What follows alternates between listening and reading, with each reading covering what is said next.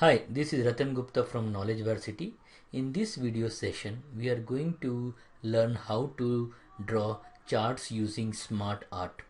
SmartArt graphics can be used to create a hierarchy chart or a process flow diagram. Let's say we want to create a process flow for SABA certification.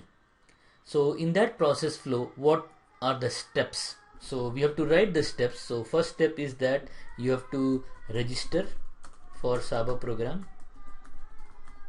Okay. Then you have to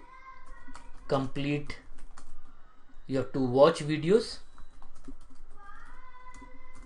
Then you have to solve assignment and you have to submit assignment. Assignments will be graded, then grading will be done, and then if you are eligible, then final certificate will be given. So this is the process flow that we are looking for.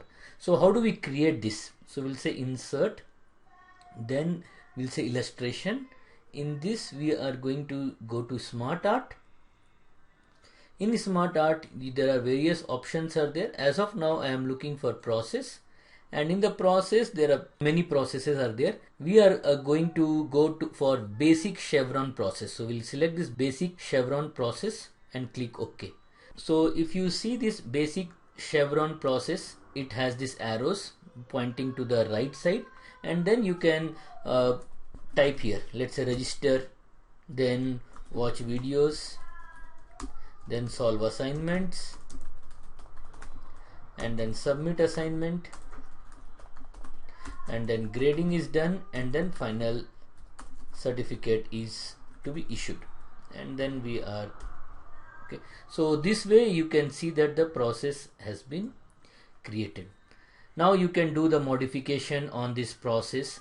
So let's say suppose somebody wants to create a before register, or let's say after register of one process wherein login.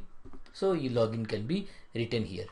Note that watch videos, you can, let's say you want to watch videos before solving assignment, that is a process, but you want to solve assignment first and then watch videos. So what you can do is you can move down watch videos, and you can see here the changes has happened. So typically the process goes from left to right, but if you are interested in making it from right to left, you can go to the design and you can make it right to the left also. So this is also done.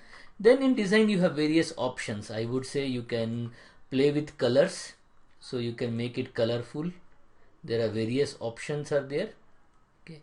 Then you can also change the orientation like this, or you can make it 3D. Those are possibilities are there, but typically this should be used wherever there is a process to be followed.